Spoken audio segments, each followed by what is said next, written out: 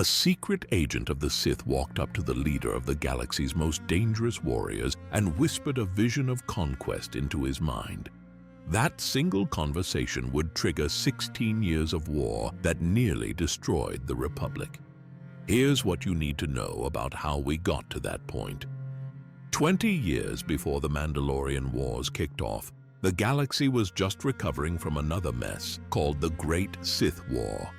That fight ended around 3996 BBY and left everyone exhausted.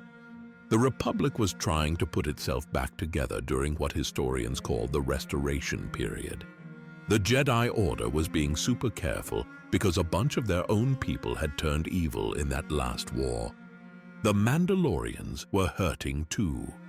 Their leader back then was a guy called Mandalore the Indomitable.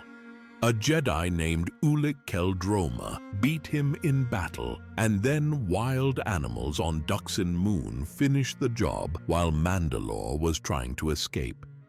But one of his warriors found his mask and picked it up.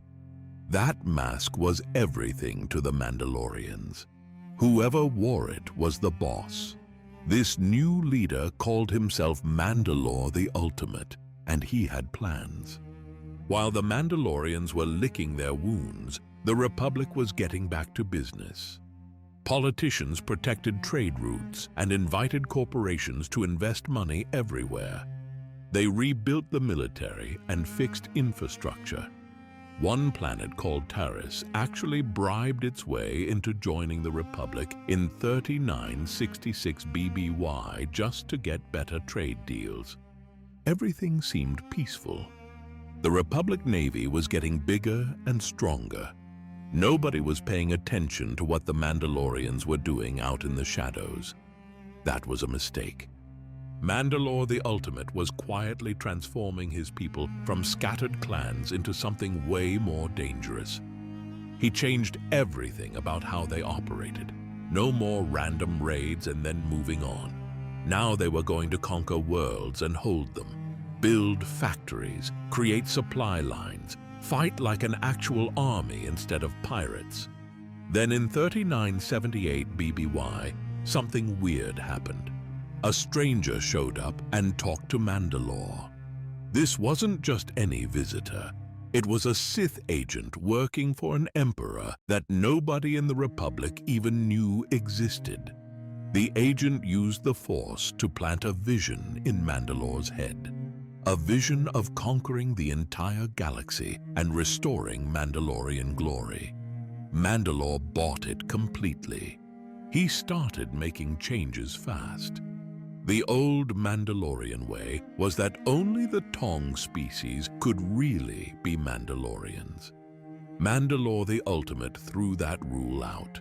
He opened the ranks to humans, to aliens, to anyone who could prove themselves in combat.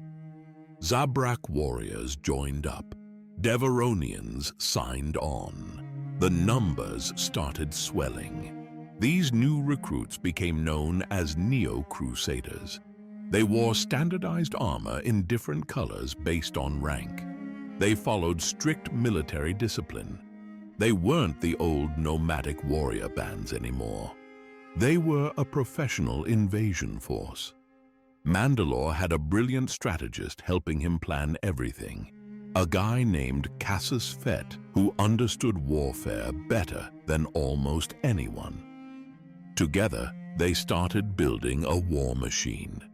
Mandalorian shipyards at places like Breshig and Arda II began pumping out warships. They used materials they'd stolen from Republic shipyards like Foerost during the chaos of the last war. Nobody had been keeping track of that stuff, so the Mandalorians just helped themselves. They even had scientists working on special projects. One Mandalorian researcher called Demagol was experimenting on captured Jedi, trying to figure out how their powers worked. If the Mandalorians could understand the Force, they might be able to counter it in battle. By the time anyone in the Republic noticed what was happening, it was already too late. The Mandalorians had transformed from a broken culture into a diverse, disciplined, industrial military power. They had ships, weapons, troops from dozens of species, and a leader who believed he was destined to conquer everything. The Sith had set up their test perfectly.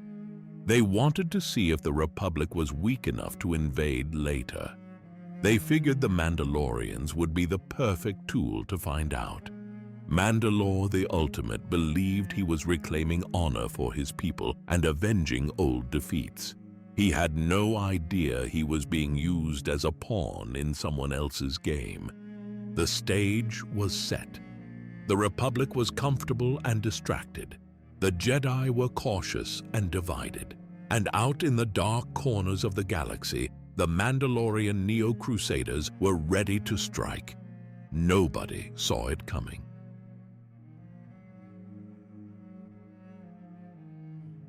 In 3976 BBY, Mandalore the Ultimate stopped preparing and started attacking. The waiting was over. The Mandalorians picked their first target carefully. Althea III was an industrial world sitting just beyond Republic borders.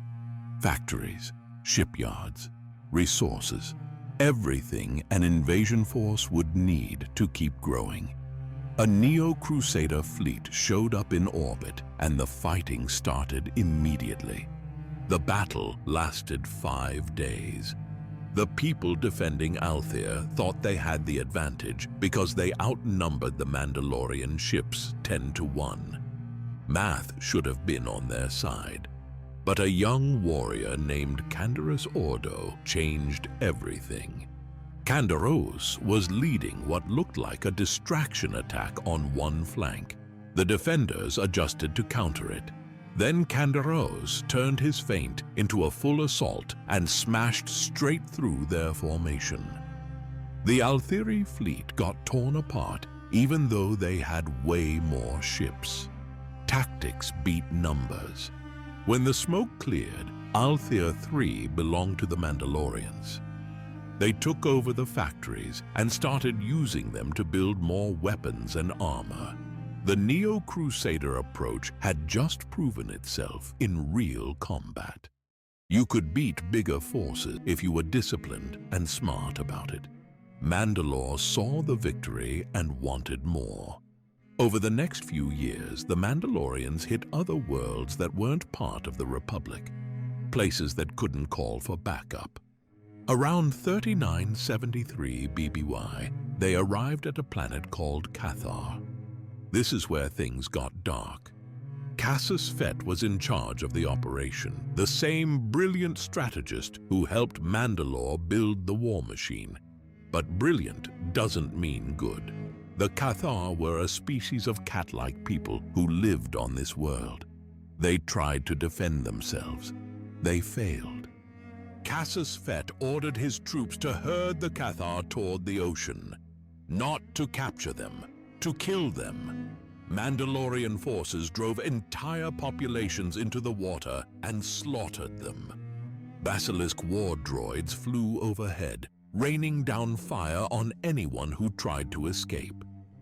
One Mandalorian woman stood up and objected. She said this wasn't honorable. This wasn't what warriors were supposed to do. Cassius Fett had her executed along with the Cathar. When the attack ended, 90% of the Cathar species was dead. Only a few hundred survived out of millions. The planet was left nearly empty. The Republic found out what happened. Senators got reports about the Cathar population being wiped out. They made a choice that would come back to haunt them. Instead of telling people the truth and mobilizing for war, they buried the story. They didn't want the public to panic, so they quietly added more defenses to places like Taris and Duxin, hoping that would be enough. They still thought the Mandalorians were just raiders who would eventually go away. They were wrong about that. Mandalore kept pushing. His Neo-Crusaders spent nearly a decade conquering world after world in the Outer Rim. Coruscant fell. Azure got hit. They pushed into an ancient region called the Tion Hegemony and took whatever they wanted. They even started messing with Hutt space, which took guts. The Hutts were crime lords who controlled huge territories. They hired mercenary armies to stop the Mandalorians. Except a lot of those mercenaries saw how the Mandalorians fought and decided they'd rather join the winning side. They switched teams. The Mandalorians captured the Liana system and used it as a launching point. From there, they moved up the Perlemayan trade route, taking Makam and Quermia. One group went southeast along something called the Overic Griplink hyperlane and grabbed Kaelta and Florn. Another group headed toward more Hutt territories. They seized Jaminere, swept through Sea Mirth, then took Taskid, Denogra, and Dernatine.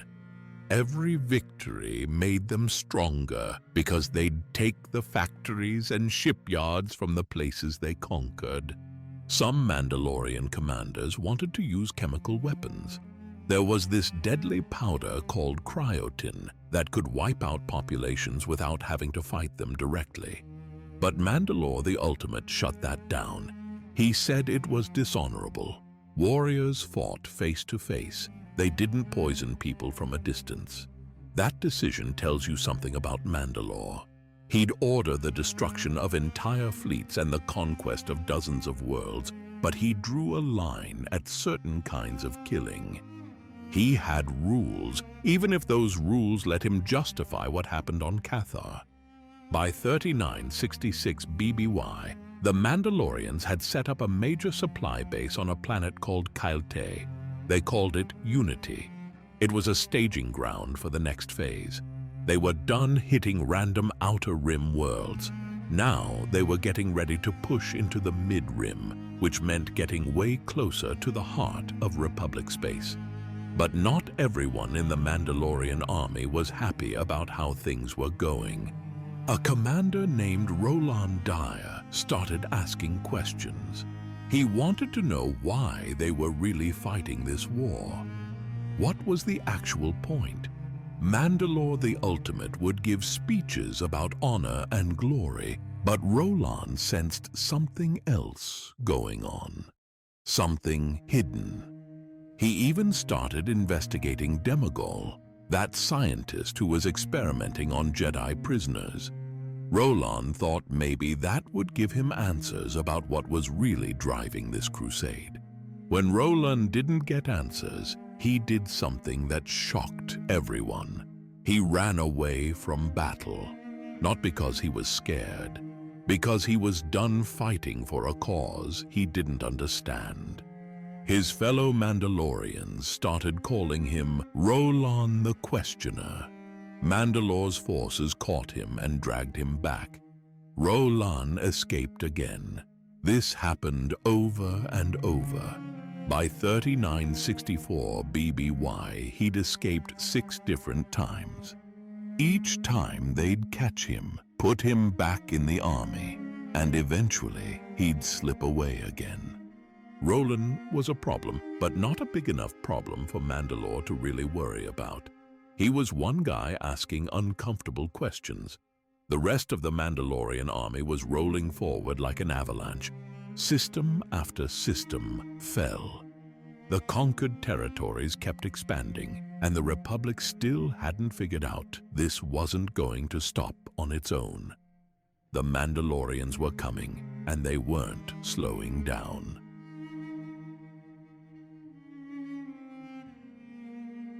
The Republic finally drew a line in the sand, and for 8 months, nobody could cross it. By 3965 BBY, the Mandalorians had been conquering worlds for over a decade.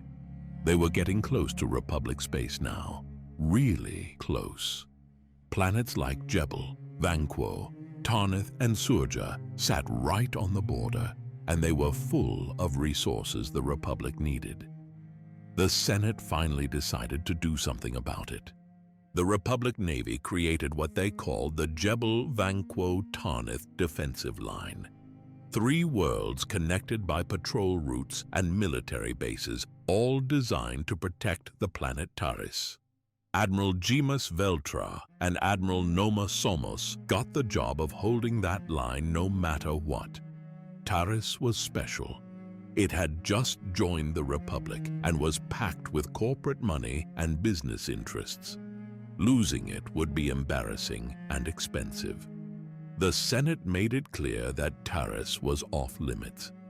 For about a year, the two sides just stared at each other across that defensive line. The Mandalorians would probe the defenses, test for weak spots, maybe start a small fight. Then they'd pull back. The Republic would reinforce positions and wait for the next probe. Nothing really happened.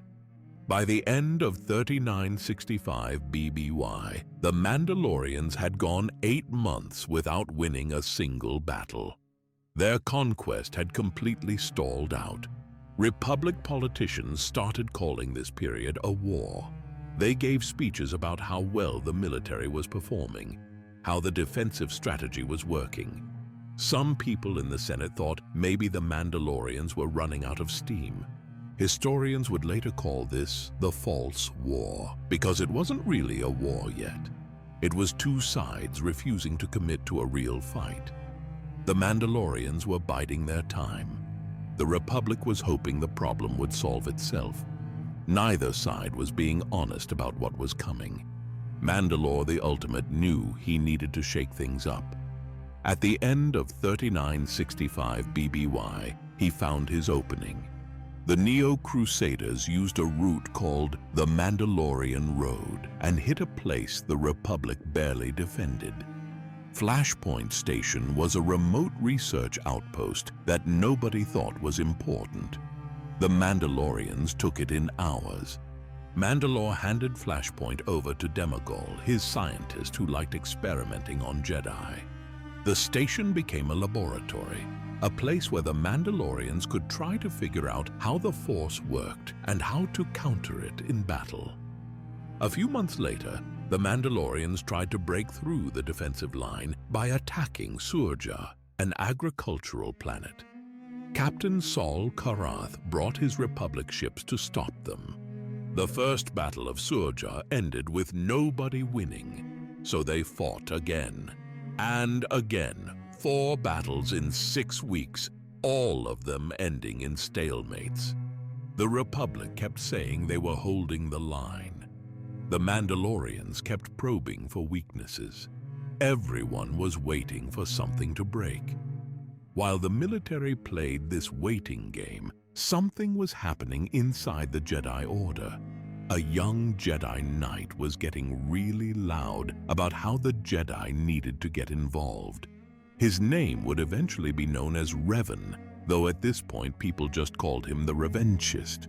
That word means someone who wants to reclaim what was lost. He believed the Jedi had a duty to stop the Mandalorians from taking any more territory. The Jedi High Council shot him down hard. The Council was still scared from what happened in the Great Sith War 2 decades earlier. Jedi had fallen to the dark side during that conflict. Council members were terrified it would happen again if they sent their people into another war. They insisted the Mandalorians were just disorganized raiders who would eventually give up. Revan didn't buy it. He started recruiting. His best friend Alec joined him immediately. Other Jedi Knights who agreed with his thinking signed up too. They called themselves the Revanchists, and the media loved them. Here were Jedi who actually wanted to help instead of sitting around debating philosophy. The Council ordered them to stand down. Revan ignored the orders. He took his group on what he called a scouting mission to the front lines. They stopped at Taris first because there were 5 Jedi Masters stationed there with their students. Revan figured he could convince them to join the cause. The Masters, including one named Lucian Dre, refused. They told Revan he was being reckless and that the Council's wisdom should be trusted. Revan left Taris and split his team. Part of the group went to Surja to observe the fighting there. Revan himself headed to Alderaan and Duxin to investigate Mandalorian activity in that area. Then everything on Taris went wrong. In 3964 BBY, those 5 Jedi Masters on Taris did something horrible. They belonged to a secret group called the Covenant, who believed they could predict the future. They had a vision that one of their own students would become a Sith Lord and destroy everything. So the Masters decided to stop the prophecy before it could happen. They took their Padawan students to the Jedi Tower and ended their lives. All of them except one. A Padawan named Zane Carrick wasn't there when it happened. He showed up late and found his friends dead. The Masters tried to frame him for the whole thing, claiming he'd gone crazy and attacked everyone. Zane ran. He escaped Taris with help from some local criminals. The story got out immediately. The media went insane. Riots broke out across Taris. People were furious that Jedi Masters could do something like this. Corporations started pulling their investments out of the planet. Law and order completely broke down. The 5 Masters quietly left Taris, partly to cover up what they'd really done, partly because the Jedi Council recalled them to Coruscant to figure out what happened. Taris was suddenly sitting there with no Jedi protection, no real security, and its population in chaos. The Republic's defensive anchor was falling apart from the inside. Mandalore could smell the weakness. Meanwhile, the Revanchists on Suurja ran into trouble. Revan had gone off to investigate Alderaan, which left his friend Alec in charge of the group watching the battles near Taris. A Mandalorian commander attacked their position.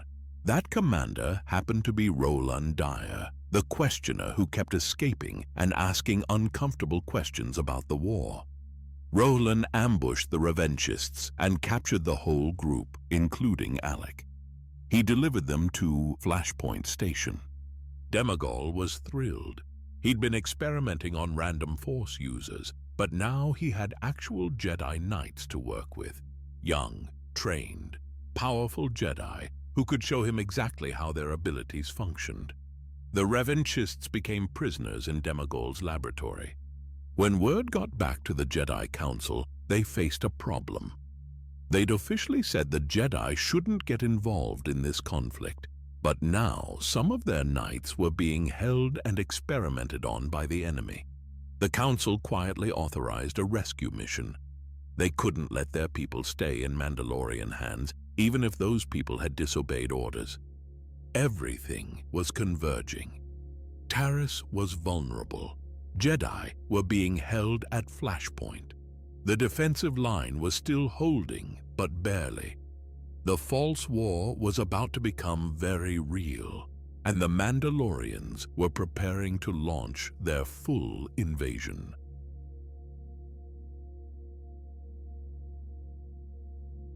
The defensive line that had held for 8 months shattered in a single day. Late in 3964 BBY, Mandalore the Ultimate decided he was done waiting. The false war ended when Mandalorian fleets hit Vanquo, one of the 3 worlds that formed the Republic's defensive barrier around Taris. Admiral Jemus Veltra commanded the defense. His flagship Reliance led the Republic forces trying to hold the line. The battle went badly from the start. Mandalorian dreadnoughts overwhelmed his fleet with sheer firepower and better tactics. The Reliance went down with Admiral Veltra still on board. Admiral Noma Somos survived, but got badly wounded in the fighting. The Jebel Vanquo Tarnith defensive line that the Republic had spent a year building just stopped existing. With the line broken, there was nothing between the Mandalorians and Taris except empty space. Mandalorian forces poured through the gap and headed straight for the planet. As 3963 BBY began, their fleets arrived in orbit over Taris. The siege started immediately. Mandalorian dreadnoughts positioned themselves above the planet and began bombarding the surface. Day after day, week after week, the attacks continued. Buildings collapsed. Infrastructure got torn apart. The bombardment was relentless. The Republic Navy had already pulled back to regroup. Taris was on its own. Ground forces invaded next. The only people left to defend Taris were the local home guard and whoever was willing to fight. Swoop gangs like the Hidden Becks joined the resistance. Regular citizens picked up weapons. They formed what became known as the Taris Resistance. They were brave. They fought hard. But they were facing professional Mandalorian warriors who had been conquering worlds for over a decade. The upper city of Taris turned into a war zone. Building by building, district by district, the Mandalorians took control. The Republic's strategy had completely backfired. They tried to protect Taris by building a defensive line in front of it. Now Taris was the first major Republic world to fall under full siege. While Taris was getting torn apart, something good actually happened for once. The Jedi Council finally admitted the Mandalorians were a serious problem. They quietly gave Revan permission to rescue the Jedi prisoners being held at Flashpoint Station. But before Revan could organize anything, someone else took action. Zane Carrick was still on the run after being framed for what happened on Taris. He found out that Jedi were being held at Flashpoint and experimented on. He put together a crew and decided to break them out himself. One of his allies was Roland Dyer. Roland had done something really clever. He switched armor with Demagol, the scientist who ran the experiments. Nobody knew they had swapped identities. Zane's team infiltrated Flashpoint Station using a pretty brilliant trick. They convinced the Mandalorians guarding the place that Republic forces had booby-trapped their ships to explode. The Mandalorians panicked and evacuated. In the chaos, Zane freed Alec and the other revanchist Jedi from their cells. The team also captured what they thought was Demagol, but it was actually Roland wearing Demagol's armor, and Roland was unconscious from whatever experiments had been done. The real Demagol escaped wearing Roland's armor. Nobody realized the switch had happened. The rescued Jedi got brought back to Coruscant for medical treatment. The Republic thought they had captured the Mandalorian scientist. Mandalore's plan to crack the secrets of the Force had been stopped. The rescue was a huge morale boost. A fugitive Padawan and his ragtag crew had pulled off what the Republic military couldn't. It proved that individuals could still make a difference even when everything seemed hopeless. Revan heard about the rescue and reconnected with his followers. The Jedi Council still officially disapproved of what he was doing, but the public loved him. The media started calling him the Revanchist, a crusading hero who wanted to help while the Jedi Council sat around debating. Revan became a celebrity. He traveled across the galaxy, giving speeches and rallying support. He openly challenged the Council's decision to stay out of the war. More and more Jedi started joining his cause. A Cathar Jedi named Pharaoh told Revan something that changed everything. There were no Cathar left on their homeworld. None. Revan remembered hearing about Cathar, but nobody had ever confirmed what happened there. The Senate had buried the story years ago. Revan decided he needed to investigate Cathar himself. He needed to know the truth, but that would have to wait because the Mandalorian offensive was expanding everywhere at once. The Mandalorians launched attacks on 3 different corridors, pushing deeper into Republic space. On the Western Front, they captured the Zongorlu system and drove into the Greater Mandalore sector. They hit Ord Mantell, a major Republic world with huge weapons depots. Ord Mantell fell. All those weapons and supplies now belonged to the Mandalorians. They also attacked Zabrak colonies in the region. When they tried to take Ithor, they finally ran into resistance that worked. A joint Republic and Zabrak counterattack drove them off. It was one of the few victories the Republic could celebrate. The second invasion corridor aimed at the Mid-Rim. Mandalorian forces attacked Wayland, a colony world that nobody thought was important. They bombarded it from orbit until the surface was destroyed. Manufacturing centers got wiped out. The population centers were gone. Wayland showed that Mandalore had no problem hitting civilian targets. If a planet got in the way, it got leveled. The third corridor was the most dangerous. The Mandalorians captured Jebel, an icy planet that connected to Taris. They built a war forge there, basically a giant factory for weapons and armor. But Jebel wasn't the end goal. It was a staging area for something bigger. Mandalore was planning to launch an attack on Alderaan, a core world, the heart of Republic space. If the Mandalorians could hit Alderaan, it would prove that nowhere was safe. The Republic Navy was desperate to stop that assault before it could launch. Multiple sectors were burning. Taris was under siege. The Mandalorians were pushing toward the core. The Senate finally understood this wasn't a border dispute or a temporary problem. This was a fight for survival. The galaxy was at war, for real this time.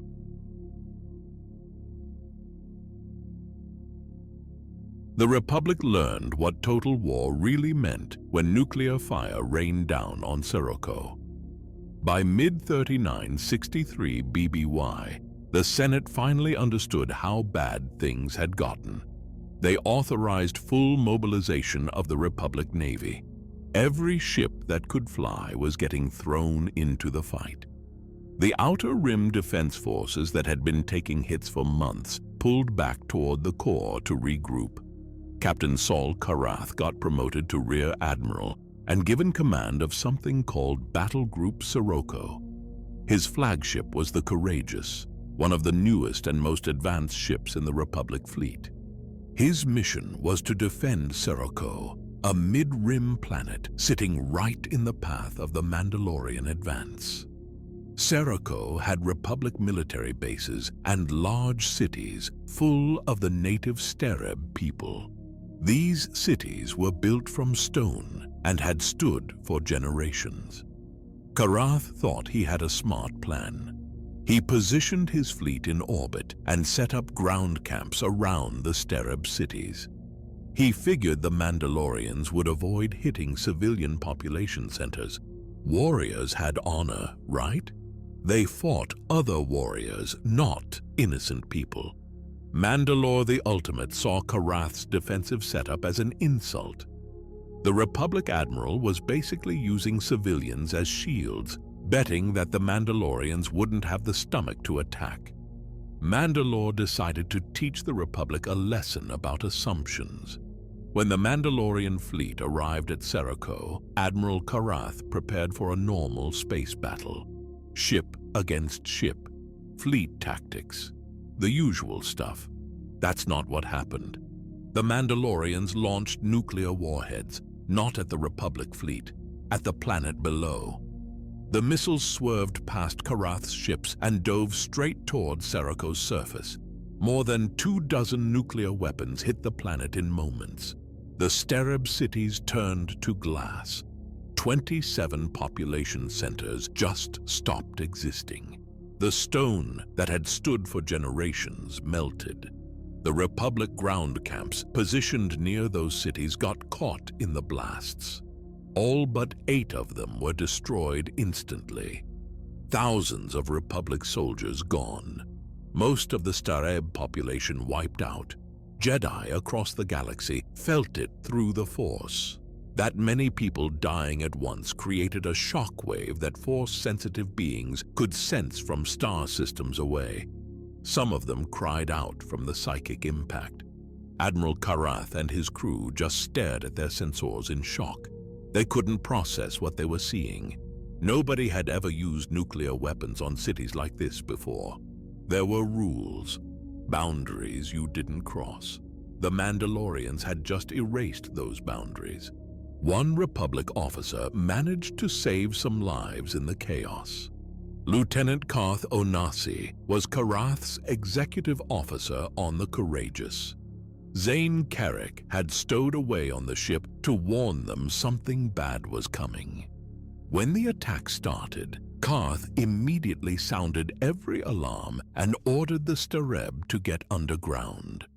17 cities managed to get their populations into caverns before the bombs hit. Those people survived, but Siroko's surface was now a radioactive wasteland. Karath ordered a retreat.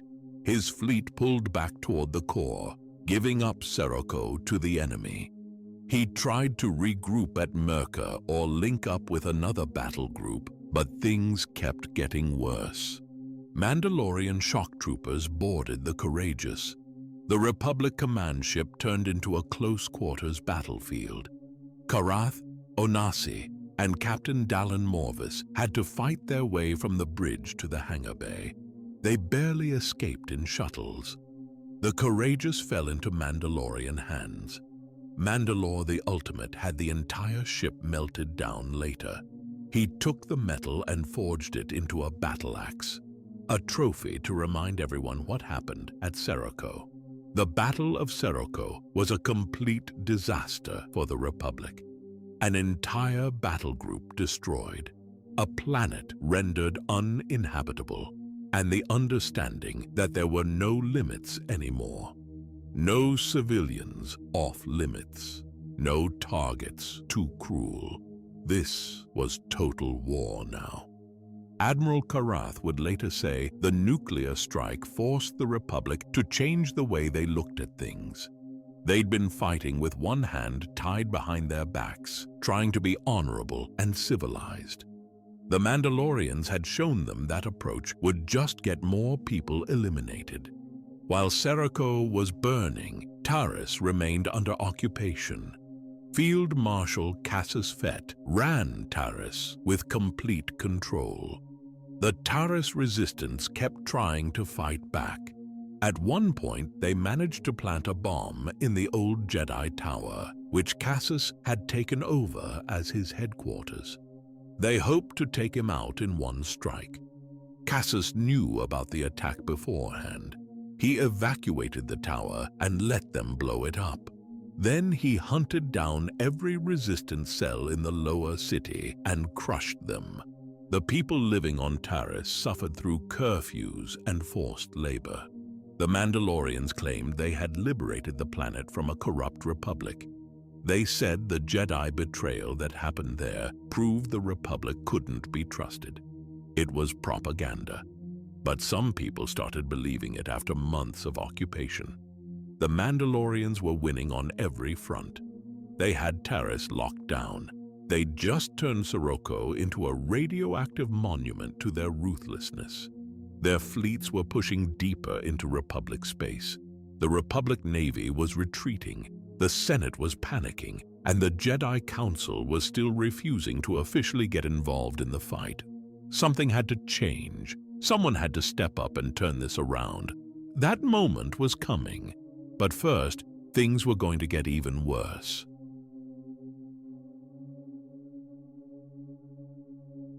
A corporate executive thought he could sell planet-eating space slugs to the highest bidder. Instead, his greed turned into the weirdest disaster of the entire war. After Siroko got turned into a radioactive wasteland, both sides were desperate for any advantage that could end the stalemate. A businessman named Lord Arco Adaska saw an opportunity. He ran a biotech corporation called Arcanian Legacy, and he had been working on something that sounded insane. Adaska had bred giant space slugs. Not the small ones that sometimes hide in asteroid fields. These things were massive, big enough to swallow entire starships, big enough to devastate planets if you pointed them in the right direction. He called them exogorths, and he'd figured out how to control them. Adaska saw these creatures as his ticket to becoming the most powerful person in the galaxy. With a weaponized plague of space monsters under his command, he could make anyone do whatever he wanted. By mid-3963 BBY, Adaska decided to hold an auction. He sent invitations to both sides of the war. Come to the Omanoth system. Bring your best offers. Whoever wins gets the bioweapons that could change everything. Mandalore the Ultimate got curious. Admiral Saul Karath got authorized to negotiate for the Republic. Even the Revanchists heard about it. Everyone showed up because nobody could risk the other side getting those weapons. While both sides were heading to this bizarre meeting, the war kept going. Mandalorian forces attacked planets along the way to Omanoth. They destroyed Nuan and captured Dagari Minor. Jedi General Mitra Surik fought in the battle on Dagari Minor alongside Republic troops. These fights were brutal, but they were just side events compared to what was about to happen. Mandalore sent a representative to negotiate. The envoy introduced himself as Roland Dyer, that Mandalorian commander who kept questioning orders. Except it wasn't actually Roland. It was Demagol wearing Roland's armor after they switched identities at Flashpoint Station. Nobody had figured out the swap yet. Revan decided not to go himself. He sent his best friend Alec to represent the Revanchists. Alec's job was to observe and sabotage the deal if it looked like the wrong side might win. Admiral Karath showed up still angry about losing at Sirocco. The Republic desperately needed something to turn the war around, and these bioweapons might be it. All three groups converged on Adaska's flagship, the Arcanian Legacy. Republic forces, Mandalorians, and renegade Jedi all standing in the same room under an uneasy truce. Everyone pretending to be civil while planning how to backstab each other. Adaska unveiled his plan with all the confidence of someone who thought he held all the cards. Admiral Karath made the first offer. Political power, a seat in the Republic Senate, access to the most powerful political body in the galaxy if Adaska handed over the Exogorths. Mandalore countered immediately. Forget politics.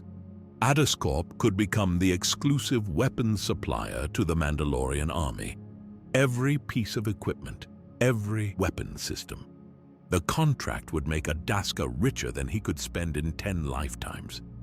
Adaska listened to both offers and then did something nobody expected. He got drunk on his own power. He declared that with the Exogorths under his control, Adascorp wasn't just a corporation anymore. It was a galactic superpower. He didn't need to choose sides. Everyone would have to bow to him. The room went from tense negotiation to powder keg in seconds. At that exact moment, more unexpected guests showed up.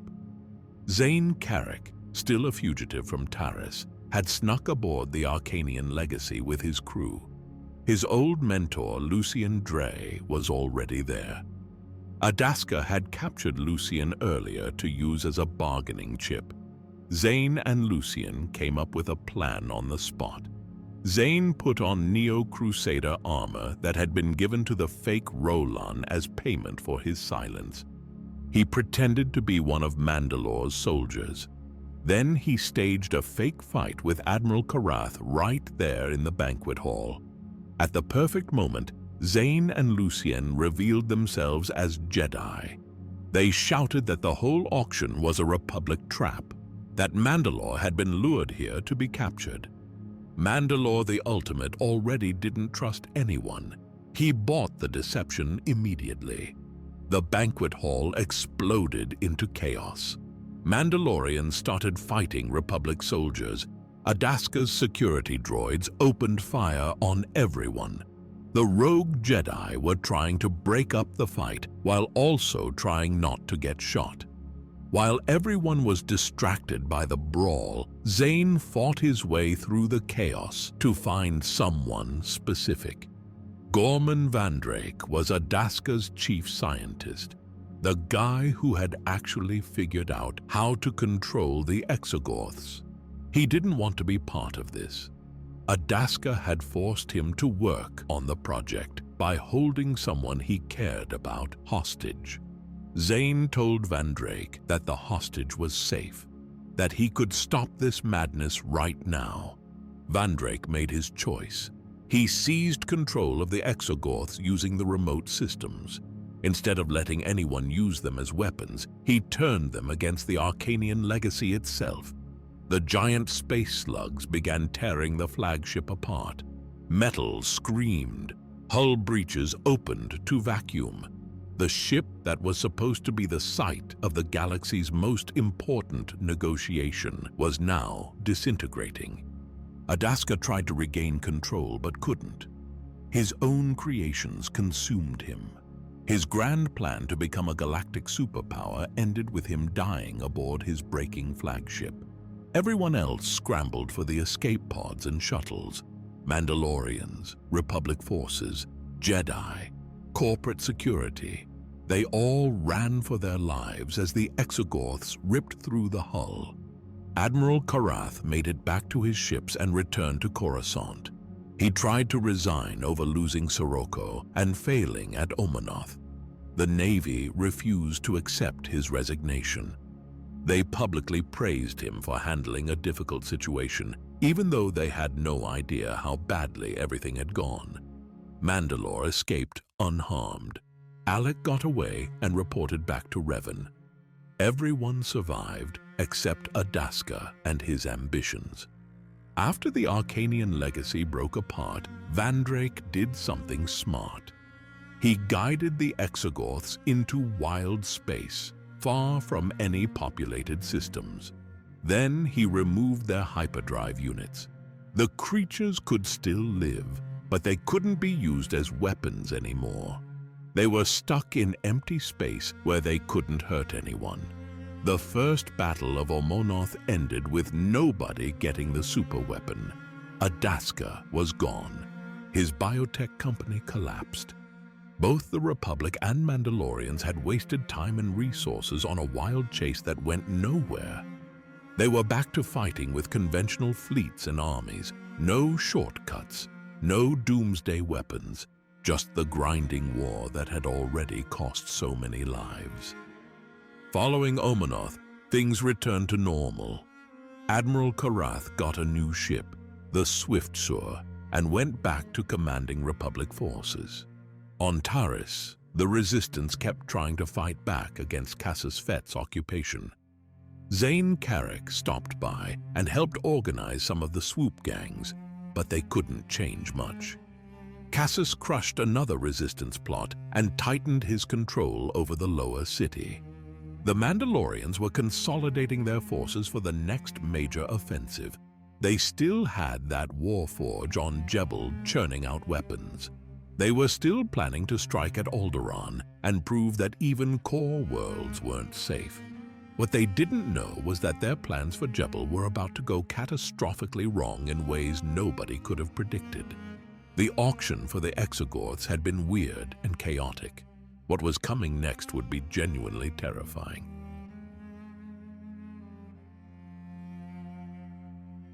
An ancient Sith artifact turned thousands of Mandalorian warriors into monsters, and their own commander responded by nuking them from orbit. Shortly after the Exogorth fiasco, both sides went back to fighting over scraps. Republic and Mandalorian forces clashed again at Omanoth in what became known as the Second Battle of Omanoth. They were trying to salvage technology from what was left of the Arcanian legacy. Neither side gained much from the skirmish, and it ended without a clear winner. The Mandalorians kept pushing on other fronts. They hit Mirka in an overnight assault that caught the Republic completely off guard. The attack resulted in about 2,000 Republic casualties. The Republic managed one small victory there by capturing a set of Neo-Crusader armor. Analysts started studying it to find weaknesses in Mandalorian equipment. The Neo-Crusaders pressed forward from there, conquering the Thustra system and then seizing Obroa Sky. They were getting closer and closer to the core. Everything was moving according to Mandalore's master plan. On Jebel, that icy planet the Mandalorians had turned into a war forge, a massive invasion force was gathering. Thousands of troops, dozens of warships, supply lines organized. This was the army that would strike at Alderaan, a core world. If the Mandalorians could hit Alderaan successfully, it would prove that nowhere in Republic space was truly safe. Then someone brought a cursed object to the staging area. Pulsifer was one of Demagol's assistants. He'd been searching conquered territories for anything that could give the Mandalorians an advantage. In the ruins of Taris's Undercity, deep in the forgotten places where nobody went anymore, he found something that looked valuable. An ancient artifact called the Moor Talisman.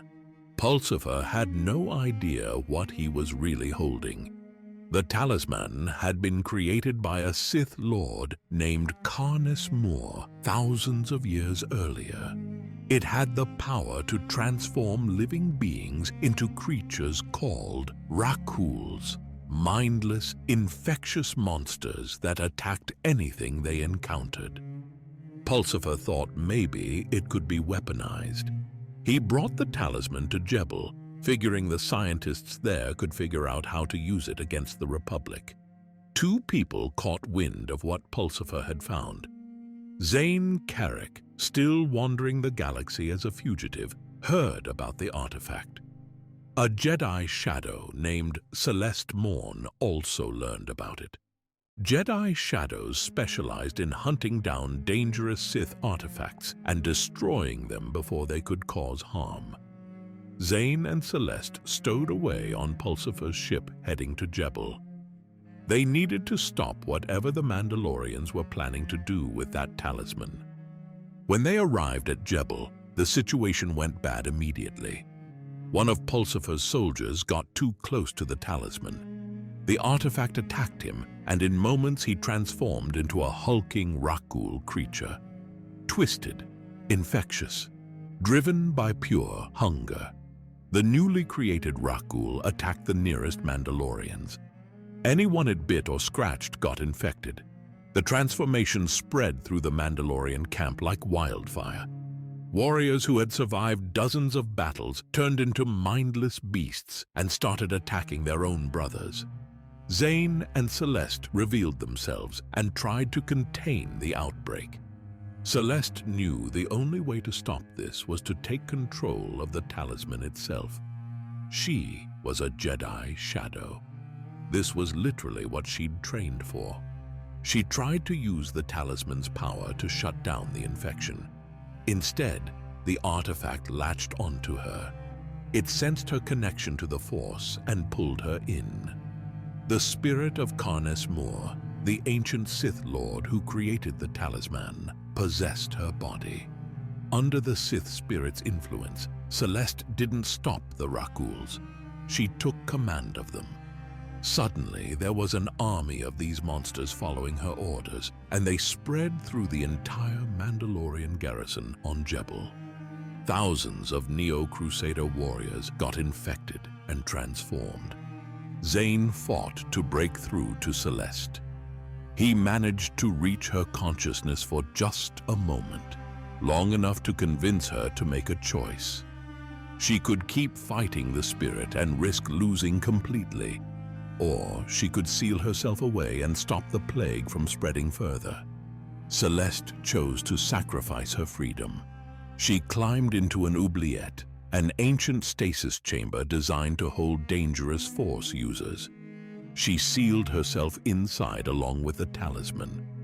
The chamber locked her in suspended animation, where the Sith spirit couldn't use her body anymore. The immediate spread stopped, but the damage was already done. Thousands of Mandalorian troops on Jebel had been transformed into Rakghouls. There was no cure, no way to turn them back. The entire staging area for the Alderaan invasion was now overrun with infectious monsters. Zane escaped the chaos and broadcast a warning. He sent out a message on every frequency he could access, telling anyone who would listen what had happened on Jebel. The planet was contaminated. Nobody should go there. Nobody should try to help. The warning reached Casus Fett. He was en route to Jebel to take command of the Alderaan invasion force. When he heard what happened, he didn't hesitate for even a second. Casus ordered the nuclear bombardment of Jebel from orbit, the same tactic he'd used at Serroco. Nuclear warheads rained down on the planet's surface. The Warforge got destroyed. The Rakghouls were incinerated. Every Mandalorian still on Jebel, infected or not, died in the bombardment. The entire invasion force meant for Alderaan was wiped out in minutes by their own commander. It was ruthless, but Casus understood what was at stake. If the Rakghoul plague escaped Jebel, it could spread to other worlds. Entire populations could get infected. The plague could devastate the galaxy worse than any war. So Casus sacrificed thousands of his own troops to contain the threat. He ended the Alderaan offensive not because the Republic stopped him, but because an ancient Sith curse made the entire operation impossible. The Republic never even knew how close they came to having a core world invaded. Alderaan was saved by a disaster that happened on the enemy's side. Sometimes you get lucky in the strangest ways. The Mandalorians lost a huge chunk of their army in one day. Their carefully planned core world offensive got cancelled. Their momentum stalled. All because someone picked up a cursed artifact in the ruins of Taris and thought it might be useful. While all this chaos was unfolding, something else was happening within the Jedi Order, a schism that would add another bizarre twist to the war. Master Dorjanda Case had been one of the Jedi Council members most opposed to Revan's stance. He thought the Jedi should stay out of the war completely. But Case had personal history with Mandalorians. He'd fallen in love with a Mandalorian woman named Varda, who died during the Sith War decades earlier. Over time, Case became disillusioned with the Republic. He started believing the Mandalorians were more honorable than the corrupt government the Jedi served. He thought the warrior culture had nobility that the Republic lacked. Case quietly stepped down from the Jedi Council. Then he did something that shocked everyone who knew him. He defected to the Mandalorians. He believed he could reform them from within, give them the wisdom of the Jedi while maintaining their warrior spirit. He founded a group called the Mandalorian Knights, rogue Jedi who joined the Neo-Crusaders and wore their armor.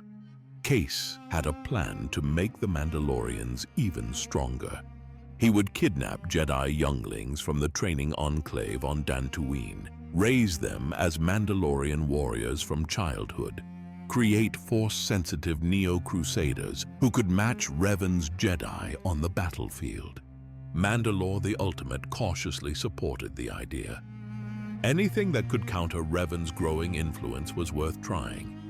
He gave Case troops and resources to make it happen. Back on Coruscant, the Jedi Council replaced Case with Lucien Dre, the same master who had been involved in the Padawan massacre on Taris. Lucien was still strongly opposed to Revan's faction. One of his first acts was issuing arrest warrants for Revan and his followers, officially labeling them as rogue operatives. The warrants didn't really matter. Revan wasn't going to stop because the Council told him to. But it showed how divided the Jedi Order had become. Some masters defecting to the Mandalorians, others issuing warrants against Jedi who wanted to help the Republic. The Order was tearing itself apart. But all of that internal politics was about to become secondary, because Revan was about to discover something on the planet Cathar that would change everything. Something that would force the Jedi Council to finally, officially enter the war. The pieces were falling into place for the conflict to reach its next phase. A Jedi picked up a mask buried in the sand and saw a vision so powerful it forced the entire Jedi Order into the war. By 3962 BBY, the scandal around the Padawan massacre on Taris had finally concluded. The secret Covenant sect that orchestrated it got exposed. Their leader was dealt with. The whole ugly truth came out. The Jedi Council could finally turn its attention back to the bigger problem of Revan and his rogue movement. The Council tracked Revan and his Revanchists to the Cathar system. Revan had been investigating the Cathar homeworld, trying to figure out what really happened there years ago. The Senate had buried the story, but rumors persisted that something terrible had occurred. A delegation of Jedi Masters arrived on Cathar to confront Revan directly. Master Vandar Tokare led the group. They found Revan and Alex standing on the desolate shores of a nearly empty planet. The Masters laid into Revan immediately. They told him the Mandalorians were not a threat worth Jedi involvement. They insisted his crusade was reckless and dangerous. Master Tokare revealed he'd had a vision of great destruction coming if the Jedi engaged Mandalore in this war. What the Council didn't realize was that Tokare's vision was actually about a future Jedi civil war, not the Mandalorian Wars. They misread their own prophecy, but they used it to justify their position anyway. The Masters ordered Revan to disband his movement. Stop recruiting Jedi. Stand down. Return to the Order and follow the Council's wisdom. Revan argued back. He tried to explain that the Mandalorians were conquering world after world, that the Republic was losing, that the Jedi had a duty to protect innocent people. The Masters called the Mandalorians nothing special, just another group of raiders that would eventually burn themselves out. They warned that rushing into war could destroy the Jedi Order from within. The meeting was going nowhere. It looked like it would end in stalemate, with Revan continuing his unsanctioned mission and the Council continuing to condemn him. Then Revan, walking along the shore, kicked something in the sand. It was a mask, a Mandalorian mask. Old and weathered, but still intact after years buried on this beach. Revan picked it up. The moment his hands touched the metal, the Force exploded around them. Every Jedi standing on that shore got pulled into a shared vision. They weren't just seeing images. They were experiencing the past as if they were actually there. The Force was showing them what happened on Cathar years ago. They saw Cassius Fett leading Mandalorian forces against the Cathar population. They watched as Mandalorian troops herded the cat-like Cathar people toward the ocean. Men, women, children, all of them being driven like animals toward the water. They saw one Mandalorian warrior step forward and object. A woman wearing the mask Revan now held. She told Cassius this was wrong, that warriors didn't do this, that there was no honor in what was happening. They watched Cassius Fett reject her plea. They saw him order his troops to continue. They witnessed the Cathar being driven into the sea and the slaughter that followed. They saw Cassius execute the woman who had dared to oppose him. She died trying to stop a massacre. When the vision finally released them, every Jedi standing there was shaken. The anguish and injustice they'd felt through the Force was overwhelming. This wasn't propaganda or rumors. This was truth burned into the fabric of the Force itself. The mask in Revan's hands had belonged to that brave woman, the one Mandalorian who stood up against the genocide and died for it. Revan looked at the mask. Then he looked at the Jedi Masters who had just told him the Mandalorians were nothing special, who had just ordered him to stand down and let this war continue without Jedi involvement. He placed the mask on his face, right there on the beach. With the Council delegation watching, Revan made a vow. He would not remove this mask until the Mandalorians were defeated, until justice was served for the Cathar and all the other innocent people the Mandalorians had destroyed. In that moment, the young Jedi let go of his birth name. That name is lost to history now. He became Revan. The name meant revanchist, someone who avenges, someone who reclaims what was taken. His friend Alec, standing beside him, declared that the Cathar hadn't died in vain. Their fate had finally pushed the Jedi to do what needed to be done. The Jedi Masters couldn't argue anymore. They'd just seen the same vision Revan had. They'd felt the same horror. The evidence of Mandalorian brutality wasn't some distant report anymore. It was seared into their minds through the Force. The Council gave in, grudgingly, reluctantly, but they gave Revan and his revenchists permission to fight. They still tried to maintain some control over the situation. Publicly, they would say Revan was being rash, that the Council didn't fully approve. But privately, they sanctioned the intervention. Revan proposed a compromise to make it easier for everyone. He suggested reconstituting something called the Jedi Mercy Corps, an old concept where Jedi would join the Republic military officially as healers and support staff rather than as warriors. It gave the Council political cover. They could claim the Jedi were only there in a support role, just helping with medical care and logistics, not actually fighting. Everyone knew it was a fiction. Revan and his followers were absolutely going to fight. But the fiction let the Council save face while doing what needed to be done. The Council agreed to the compromise. Revan's followers got formally deputized into the Republic war effort. Revan and Alec, who had started calling himself Malik by this point, were granted the rank of general in the Republic military. It was a strange situation. The Jedi Order had officially entered the Mandalorian Wars, but not because the Council led them there, because a breakaway knight had shamed them into action by forcing them to see the truth they'd been avoiding.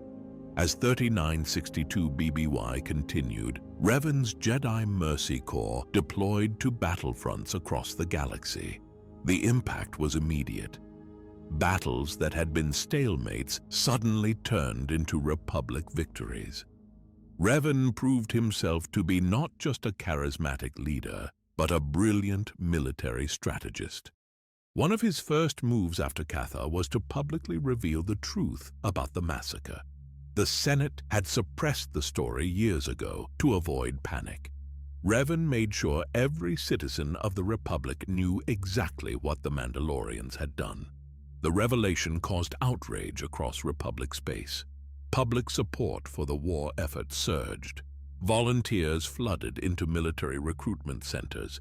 People who had been uncertain about the conflict now understood the stakes. The Jedi Council watched nervously as Revan's star rose. They'd given him permission to fight, but they were already worried about where this path might lead. Some of the older masters sensed something dark on the horizon, a consequence they couldn't quite see yet. On the front lines, Stories of Revan's victories spread through the ranks. Republic soldiers who had been losing for years suddenly had hope. The Jedi had finally joined the fight. Maybe they could actually win this war. Revan wore the mask constantly. It became his symbol, a reminder of why they were fighting, a promise that justice would be served. The Republic finally had champions who could stand against the Mandalorian threat. The tide was about to turn. After years of defeats and retreats, the real fight was just beginning. The Mandalorians had no idea what was coming for them.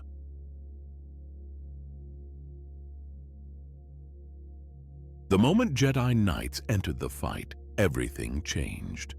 Worlds the Mandalorians had held for years suddenly got liberated in weeks. Revan and Malak got appointed as special commanders under Supreme Commander Tol Kressa. Their tactical brilliance breathed new life into a Republic military that had been losing for years. But it wasn't just the Jedi leadership that turned things around.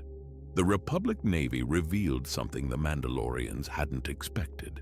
While the enemy had been conquering the Outer Rim, core world shipyards had been working overtime building new fleets. Dozens of fresh warships rolled out. Powerful Centurion-class battlecruisers, Hammerhead-class cruisers that became the backbone of Republic task forces, and something experimental called Interdictor-class cruisers that could generate gravity wells to trap enemy ships.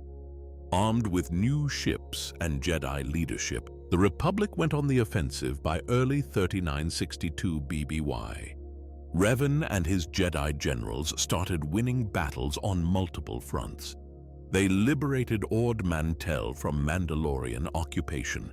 They pushed back enemy advances on world after world. The psychological impact was huge. For years, Republic soldiers had watched the Jedi sit on the sidelines while they lost ground. Now the Jedi were fighting alongside them. Morale skyrocketed. Public confidence soared. People started believing the Republic could actually win. One battle defined this turning point more than any other: the Battle of Duro. Duro was a core world famous for its massive orbital shipyards and floating cities. The Mandalorians struck hard, pushing into the Corellian trade spine hyperlane. Basilisk droids rained down on the orbital cities like meteors. Fires broke out everywhere. The Mandalorians even hit nearby Eris 3, igniting the Zokoxin plains in fires that would burn for years afterward. Duro's infrastructure took horrific damage. Orbital platforms got destroyed to cut off Republic supply lines. It looked like another Mandalorian victory was imminent. Then Revan, Malak, and Mitra Surik arrived with a Republic fleet. Revan had brought those new Interdictor-class cruisers with him. The moment they powered up their gravity well generators, the Mandalorian escape routes disappeared. Ships that thought they could jump to hyperspace found themselves trapped in real space. Revan had turned Duro into a snare. The Mandalorians realized too late they couldn't flee. Republic reinforcements hammered them from multiple angles. The Jedi-led fleet stopped the Mandalorians from stealing materials and drove them off the planet completely. Duro's shipyards were wrecked, but the Republic claimed it as a strategic victory. The Mandalorians lost ships, resources, and momentum. Their push toward the core got blunted hard. The public went wild for Revan. He'd saved a core world from occupation. Under intense popular pressure, Supreme Chancellor Tol Kressa promoted Revan to Supreme Commander of the Republic military. Think about that for a second. A Jedi who had been operating without official approval just a year ago now commanded the entire Republic military. It was an incredible rise driven by desperation and results. The Mandalorians felt the pressure. Their easy conquests were over. Now they were fighting an enemy with fresh resources and brilliant leadership. They started getting desperate. Mandalorian fleets began attacking Republic supply lines directly. They raided Bespin, where Tibanna gas got mined. Tibanna gas was critical for blaster and turbolaser weapons. The Mandalorians destroyed most of the gas platforms there, hoping to choke off Republic munitions production. They struck at Empress Teta's holdings. They even pushed into the deep core, hitting remote systems. In the Kolar system, they discovered a mobile hospital called the Sanctuary that an eccentric Jedi master had hidden there. They attacked it, causing heavy damage and leaving the hospital ship derelict in orbit. These raids were vicious, but they only slowed things down marginally. Revan adapted quickly. He secured alternate supply routes. He focused on protecting the Republic's industrial centers while targeting Mandalorian supply lines in return. Revan understood something fundamental. The Republic had way more factories and shipyards than the Mandalorians. If he could protect those production centers and keep them running, the Republic would eventually outproduce the enemy. Numbers would win.